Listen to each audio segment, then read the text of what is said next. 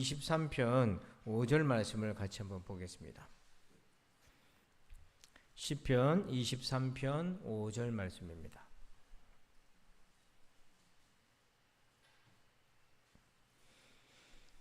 시편 23편 5절 말씀, 우리 한 절입니다. 같이 함께 읽겠습니다. 시작.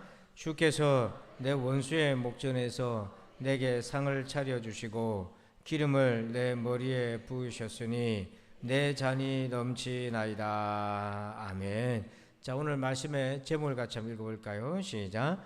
하나님의 대접. 자, 5절을 다시 한번 보시면 5절에 맨 먼저 시작이 어떻게 되어 있습니까? 주께서. 자, 시편 우리 23편 1절에는 하나님을 어떤 분으로 얘기해요? 요한 나의 뭡니까? 목자. 자, 그런데 5절부터 와서는요, 목자가 아니고 조금 바뀌어요. 5절에 보면 주께서 내 원수의 목전에서 상을 차려주시고 이렇게 되어 있는데요, 여기서 말하는 주님은 어떤 주님이냐면 집주인 것 같은 걸 얘기하는 거예요. 자, 손님이 오면 대접하는 주인 것 같은 거예요. 그래서 5절과 6절의 내용이 주님이 잔치의 주인이시다, 그런 얘기를 하고 있는 겁니다. 여러분, 우리가 누군가한테 대접받고 싶어 하잖아요. 사람은 대접받고 싶다는 욕구가 있거든요. 그래서 마가복음 12장 39절에 보면은 회당의 높은 자리와 잔치의 윗자리를 원하는 서기관들을 삼가라. 이거 보니까 서기관들은 일종의 바리새인 파와에 속했고 유대 사회의 고위 관료들을 맡았던 사람들인데, 어디를 가든지 이 사람들은 회당에 가든지 잔치집에 가든지 높은 자리, 윗자리. 왜 그렇습니까? 대접받은 거, 그걸 통해서 자기의 존재의 가치를 느꼈던 거예요. 자부심을 가졌던 거예요. 그런데 구약에 보면 하만이라는 사람도 에스더가 왕과 하만만 초대하잖아요. 이게 나중에 죽을 자리인지도 모르고 기분 좋게 가서 집에 와서 가족들한테 자랑을 해요. 에스더 5장 12절 보니까 또 하만이 이르되 왕후 에스더가 그 베푼 잔치에 왕과 함께 오기를 허락받은 자는 나밖에 없었고 내일도 왕과 함께 청함을 받았느니라. 이렇게 막 왕하고 나밖에는 부른 적이 없어. 대접받는 게 너무 좋은 거예요. 사실은 허망한 거죠. 이 모든 것들이 사실은 하만 같은 경우는 그 잔치 자리에서 죽음의 일로 나락으로 떨어지게 되고, 스스로 높였던 서기관들도 AD 70년경에 로마가 예루살렘을 무너뜨릴 때 이 사람들도 그때 다 도망가 버리고 죽고 막 그렇게 됩니다. 참 비참한 말로 말이야죠. 그래서 세상은 살면서 우리가 대접받으면 내가 어떤 가치가 있는 사람인가 이걸 자꾸 확인하려고 하는 거예요. 그러나 진짜 가치는 가짜가 아니라 세상의 진짜 주인이신 하나님이 나를 어떻게 대하시는가, 그걸 통해서 우리가 확인을 해야 되는 겁니다. 자, 그러면 하나님 우리를 어떻게 대하시나? 자, 5절을 다시 보세요. 5절을 보면 주께서 그 다음 뭐라고 되어 있습니까? 내 원수의 목전에서 내게 상을 차려주시고. 자, 하필 원수의 목전에서 상을 차려주신다. 이 원수를 적군, 사탄의 세력, 혹은 나를 미워하는 적대적인 존재, 이렇게 우리가 적용할 수 있는데요, 우리가 세상에 살다 보면은 세상을 적대시할 때가 많아요. 세상 속에서 우리가 적대감을 느끼고 뭔가 부정적인 생각들이 많이 옵니다. 그래서 스스로에 대한 가치도 막 놓치게 돼요. 왜? 세상은 예수 믿는 사람들의 가치를 자꾸 떨어뜨리잖아요. 그런 상황에서 하나님이 우리를 어떻게 대하시는가? 오늘 말씀에 세 가지 신호가 있습니다. 세 가지 신호가 있는데요, 첫 번째는 뭐냐면 상, 밥상입니다. 상. 그 다음 뭐예요? 기름. 그 다음에 잔. 요 세 가지 시그널로 하나님이 우리를 어떻게 대우하시는지 나타나요. 자, 첫 번째로 한번 봅시다. 5절을 다시 보면 주께서 내 원수의 목전에서 내게 뭘 차려주셔요? 상을 차려주신다. 이거 히브리어에서는 뭐라고 되어 있냐면 술찬이라는 히브리어를 써요. 술찬이라는 히브리 말은 유대인들에게는 밥상, 식사 자리, 이런 자리인데, 특별히 술찬이라는 단어는 어떤 의미도 포함하고 있냐면 왕의 식사 자리, 이런 의미를 갖고 있어요. 그래서 또 메시지라고 하는 영어 성경에서는요, 이 상을 차려주시는 거를, 상이라는 단어를 뭐라고 번역하냐면 six course dinner. 자, 코스 요리인데 몇 가지 요소예요? 6코스. 6가지 코스로 밥이 나오는 거예요. 디너. 여러분 어디 가가지고 누가 여러분을 식사 대접하는데 코스로 대접하는데 여러분 알죠? 코스가 비싸다는 거. 예, 코스는 비쌉니다. 단품이 아니라 코스가 비싸요. 먹으면 또 나오고 또 나오고 또 나오고 그래요.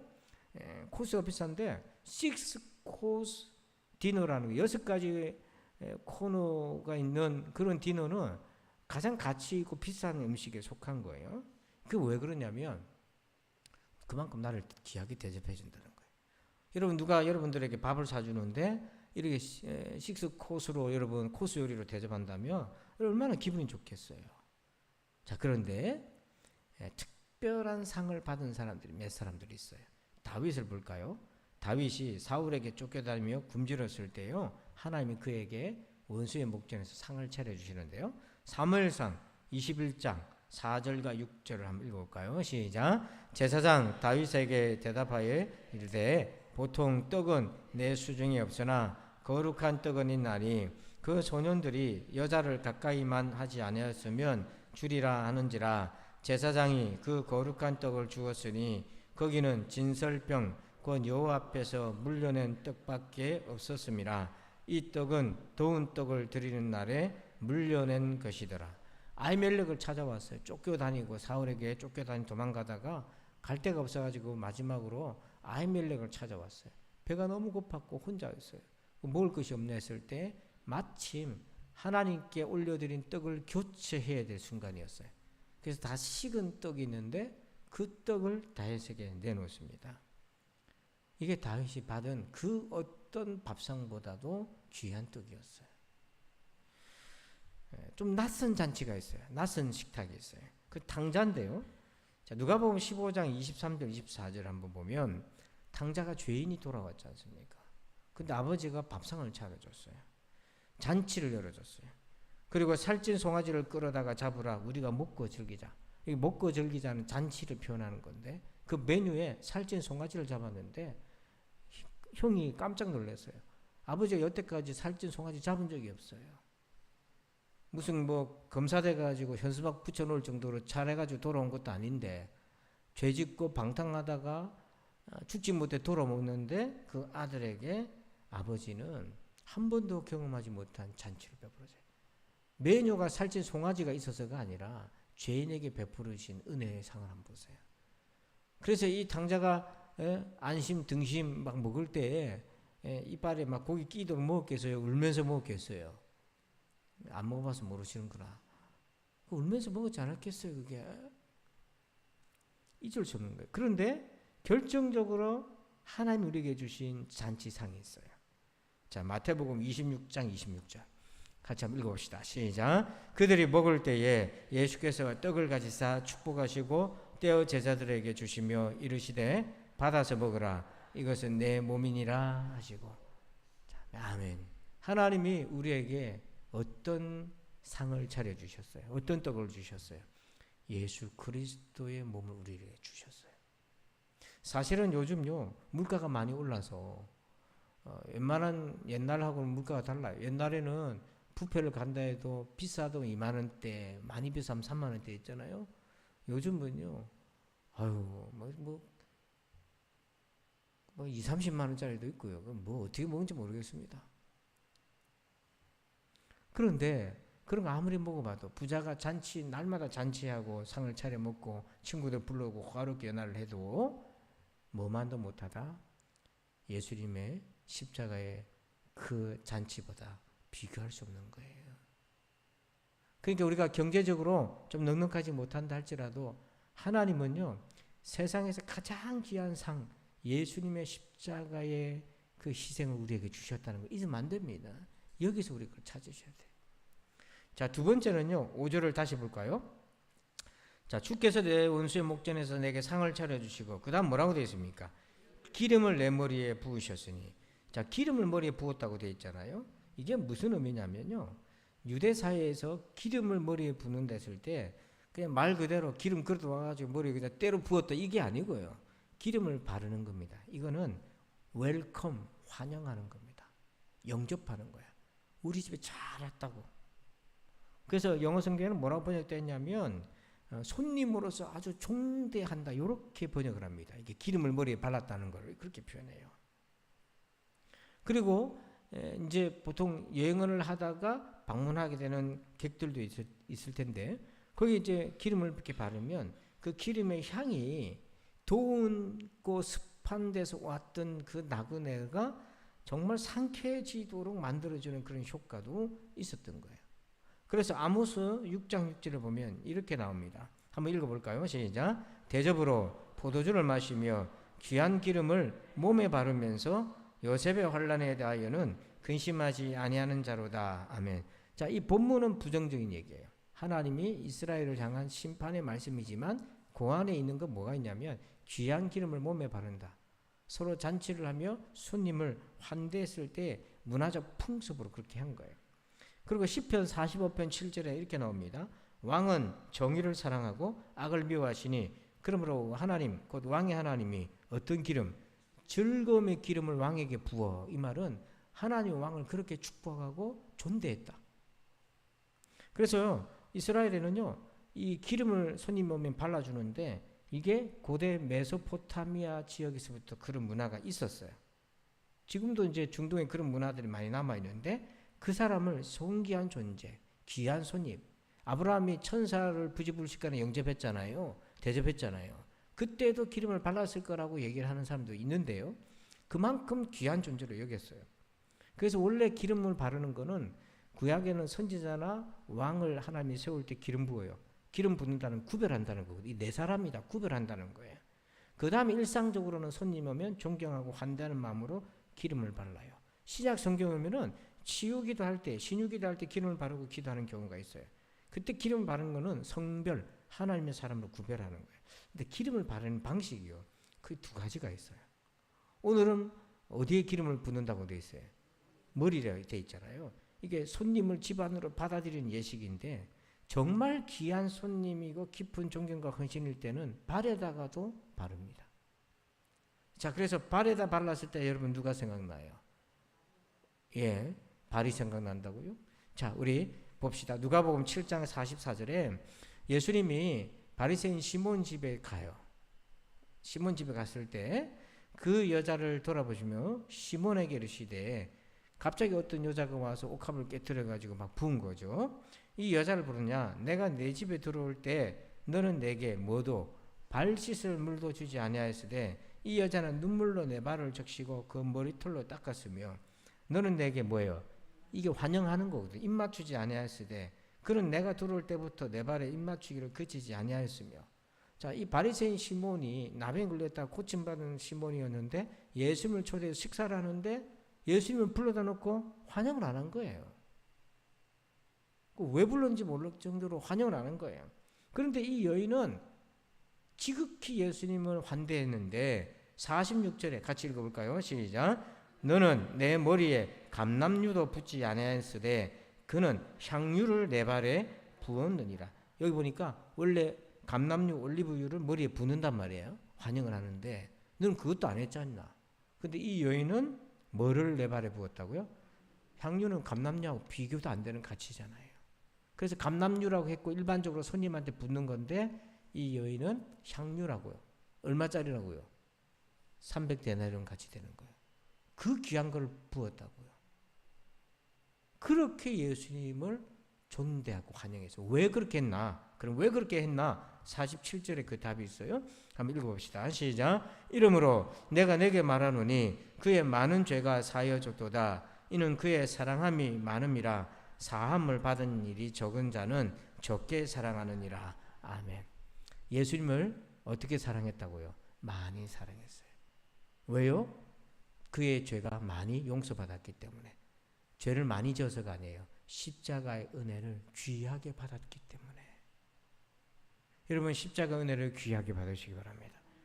그래서 하나님의 아들 예수님을 너무 사랑해서 그 귀한 향유옥합을 깨뜨려서 집주인인 시몬은 예수님 왔을 때 발 씻을 물도 주지 않고 입 맞추지도 않고 기름도 안 발라줬어요. 그 흔한 감람유도 안 발라줬는데 이 여인은 그 귀한 옥합을 깨뜨려서 예수님의 발에다 붓고는 그의 머리털로 닦는 그의 대접하는 예수님을 어떻게 대하고 있는지 보여줬죠. 자, 여기서 하나님은 그러면 우리를 어떻게 대하셨나? 우리에게 어떻게 기름을 발라주셨나? 요한일서 2장 27절 여러분들만 한번 읽어주십시오. 시작.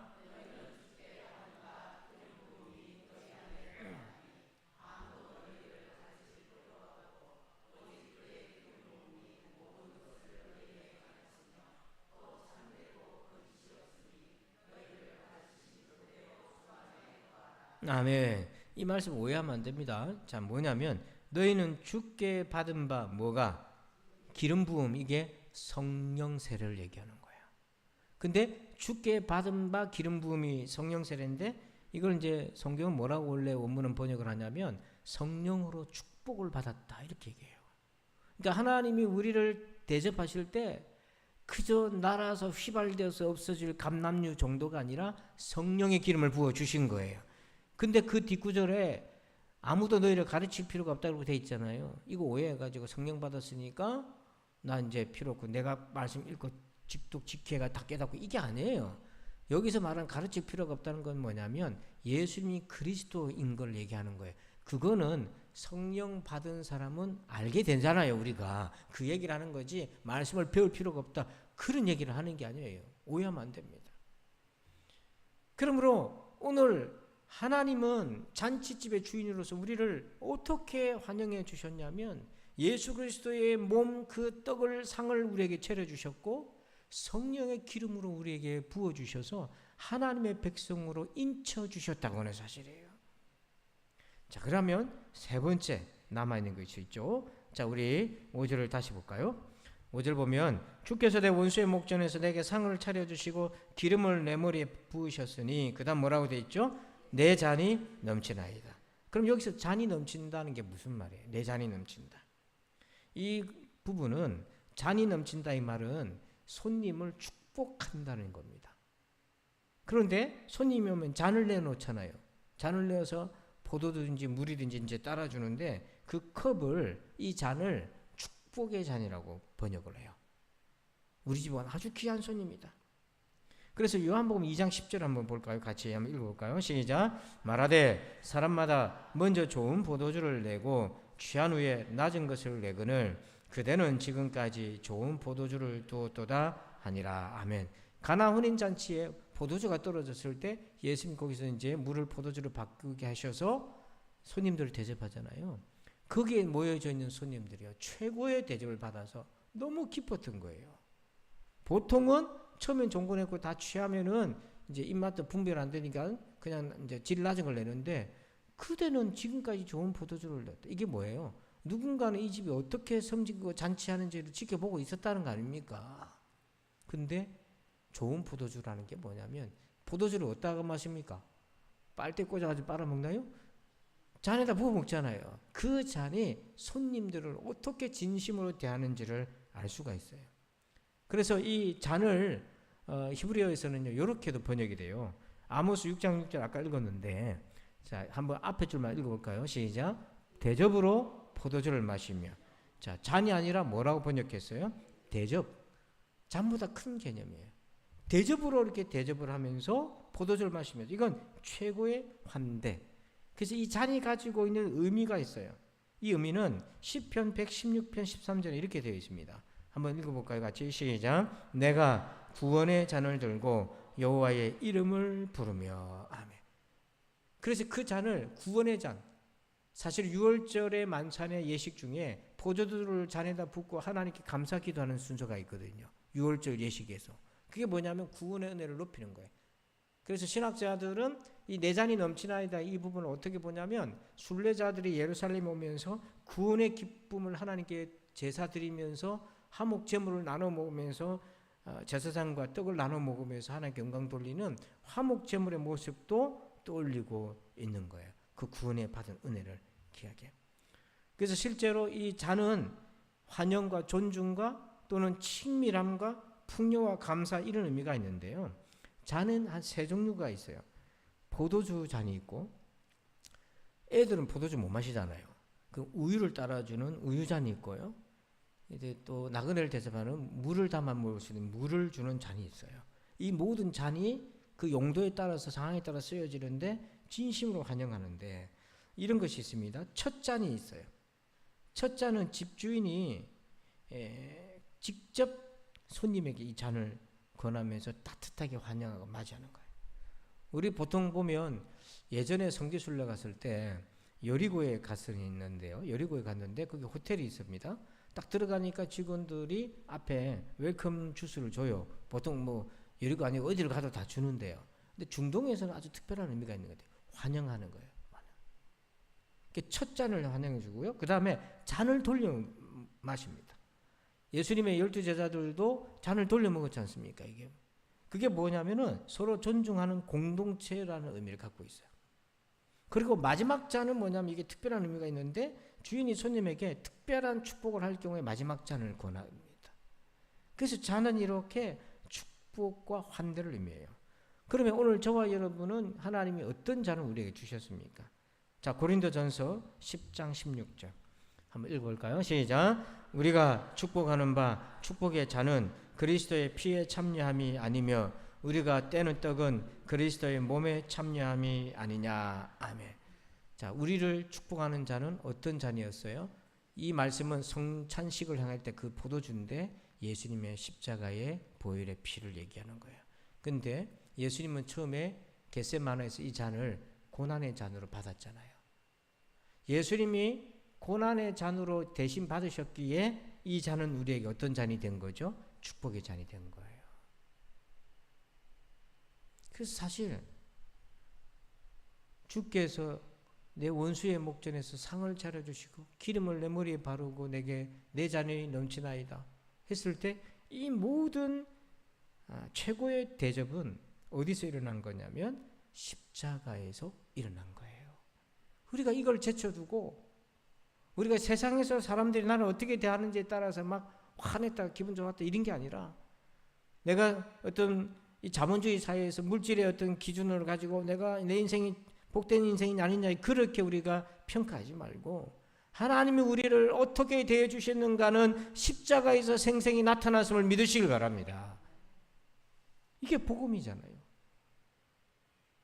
근데 여기서 나라는 존재가 어떤 존재이냐에 따라서 이 잔을 이 대접을 받는 데 의미가 완전히 틀려져요. 자, 사무엘하 9장 13절에 보면 사울과 요나단이 죽었습니다. 전쟁터에서. 이제 다윗만 남게 되었어요. 다윗이 너무 마음이 아팠어요. 그래서 신하들에게 사울 집안에 남은 사람이 없냐고 뒤져보라 확인해보라고 했더니 요나단의 아들이 남아있었어요. 사무엘하 9장 13절에 무비보셋이 항상 왕의 상에서 먹음으로 예루살렘에 사느니라 그는 두 발을 다 절더라. 무비보셋이라는 유일한 이 사울 왕의 혈족이자 요나단의 아들이 살아 있었는데요. 그는 두 발을 절었어요. 오늘날에는 장애의 개념이 우리가 그렇게 안 보지만 구약 시대 때는 그 두 발을 절었다는 것은요. 그런 잔치 자리, 식사 자리에 올 수가 없었다는 거예요. 근데 다윗이 불렀어요. 그리고 지금부터 평생 통한 평생도록 왕의 상에서 너 같이 먹자 나라. 이렇게 원수의 혈육을 다윗이 품고 그에게 상을 차려줬을 때 무비보셋 입장에서 이게 어떻게 다가왔겠어요? 그러면 왜 다윗은 무비보셋을 챙겨서 이런 은혜를 베풀었나? 자, 우리 7절 8절 한번 읽어봅시다. 시작. 다윗이 그에게 이르되 무수하지 말라. 내가 반드시 네 아버지 요나단으로 말미암아 내게 은총을 베풀리라. 내가 내 할아버지 사울의 모든 밭을 다 내게 도로 주겠고 또 너는 항상 내 상에서 떡을 먹을지니라 하니 그가 절하여 이르되 이 종이 무엇이기에 왕께서 죽은 개 같은 나를 돌아보시나이까 하니라. 아멘. 7절에 보시면 뭐 때문에 다윗이 무비보셋을 왕의 상에서 먹게 했습니까? 요나단 때문에. 무비보셋에게는 공로가 있어요, 없어요? 아무 공로 없어요. 공로가 없을 뿐더러 두 다리를 절었기 때문에 올 수도 없었어요. 부정한 자였기 때문에 올 수도 없었다고요. 그런데 뭐 때문에 다윗이 그 왕의 상에서 먹게 했습니까? 딱 하나, 누구 때문에? 요나단과 맺은 언약 때문에. 그렇다면 이 요나단은 오늘 저와 여러분의 누구십니까? 예수 그리스도잖아요. 우리가 무비보셋이에요. 그래서 무비보셋이 8절에 이렇게 자기 스스로 얘기하잖아요. 이 종이 무엇이기에 죽은 개 같은 나를 돌보십니다. 사실은 우리가 은혜 받을 때 이런 마음이어야 되는 거야. 내가 무엇이라고? 내가 무엇이간데 죽은 개와 같은, 지은 죄를 또 갖다 먹고 지은 죄를 또 갖다 먹는 그런 이 연약한 나를 십자가에서 하나님의 아들을, 그의 몸을 나를 위해 살리기 위한 생명의 떡으로 내어주시고 그의 보혈의 피를 나를 위한 잔으로, 축복의 잔으로, 구원의 잔으로, 대속의 잔으로 주시고 성령의 기름을 부어주셔서 하나님의 자녀라고 삼아주신 이 벅찬 은혜를 어찌 감당하겠습니까? 그래서 여러분, 무비보셋이 그때부터 왕이 식사할 때 그 자리에 들어가서 같이 먹습니다. 처음에는 얼마나 무섭고 어렵겠어요. 근데 먹을 때마다 얼마나 감사했겠어요. 그 감사가 하루가 지나고 1년이 지나고 2년이 지나고 퇴색되면 안 되잖아요. 우리가 깨어 있어야죠. 날마다 감사해야죠. 우리가 어떤 대접을 받고 있는지. 그런데 이 모든 말씀은, 사실은 이 시편의 말씀은 이사야서 25장 6, 7, 8절에 하나님이 예언한 말씀과 연결이 돼요. 자, 이것은 이스라엘을 하나님이 회복시키시는 장면인데요. 자, 한번 천천히 한번 읽어볼까요? 시작. 만군의 여호와께서 이 산에서 만민을 위하여 기름진 것과 오래 저장하였던 포도주로 연회를 베푸시리니 곧 골수가 가득한 기름진 것과 오래 저장하였던 맑은 포도주로 하실 것이며. 자, 26절에 보면 여호와께서 이 산에서, 이 산이 몸이 시온산인 거예요. 이스라엘을 바벨론 포로로 끌려가고 회파당했던 이스라엘 백성들을 다시 돌아와서 하나님이 이 산에서 다시 잔치를 베풀어 주시는 거예요.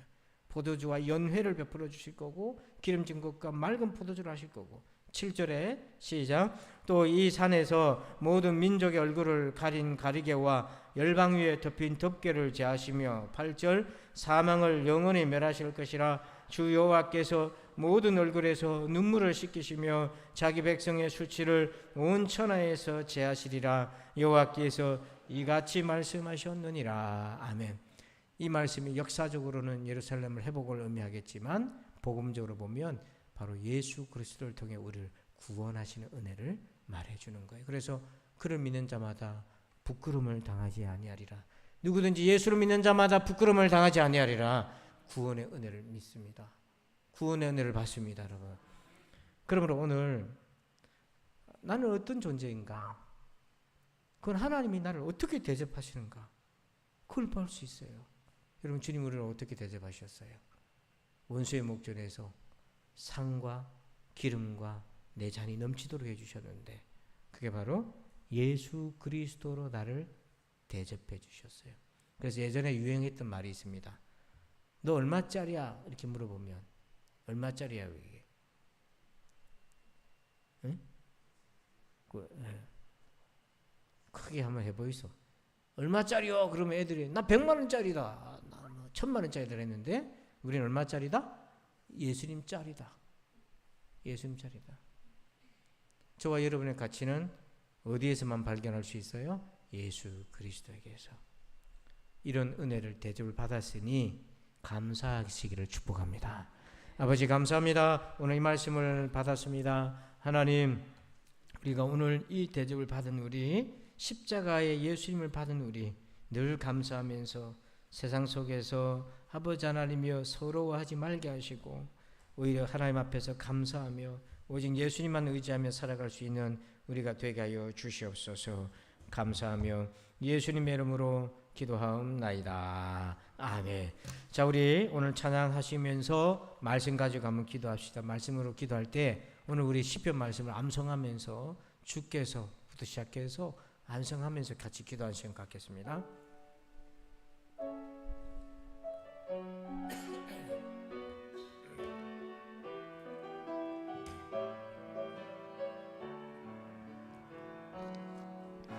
나를 버리고 그의 길을 가는 것 세상 그 무엇보다 어려운 내려놓은 내 안에 예수 그분만 생각할 때 하늘의 그 손이 일하시네. 그분의 마음, 그분의 시선, 그분의 원하심은 내 맘에 드는 것. 십자가 그 길 그곳에 나설 때에 주님 나를 통해 일하시네. 그 사랑 나를 살리신 그 사랑 하늘의 모든 영광 다 내려놓으시 내 삶도 그렇게 내려놓습니다. 주님 기뻐하시는 그 길 가려 우리 처음부터 나를 버리고 그의 길을 가는 것 세상 그 무엇보다 어려운 내려놓은 내 안에 예수 그분만 생각할 때 하늘의 그 손이 일하시네. 그분의 마음, 그분의 시선, 그분의 원하심은 내 맘에 두는 것. 십자가 그 길 그곳에 나설 때에 주님 나를 통해 일하시네. 그 사랑 나를 살리신 그 사랑 하늘의 모든 영광 다 내려놓으시 내 삶도 그렇게 내려놓습니다. 주님 기뻐하시는 그 길 가려 그 사랑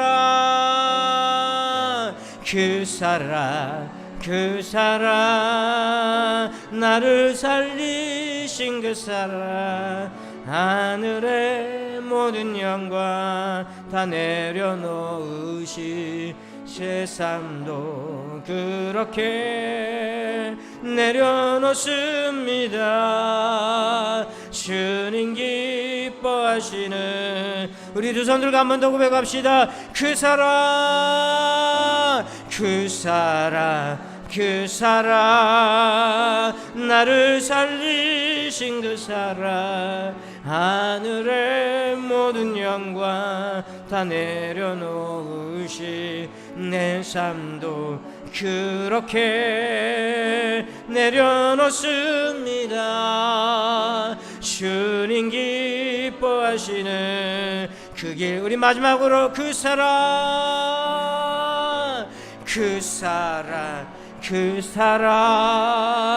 나를 살리신 그 사랑 하늘의 모든 영광 다 내려놓으신 아멘 내 삶도 그렇게 내려놓습니다.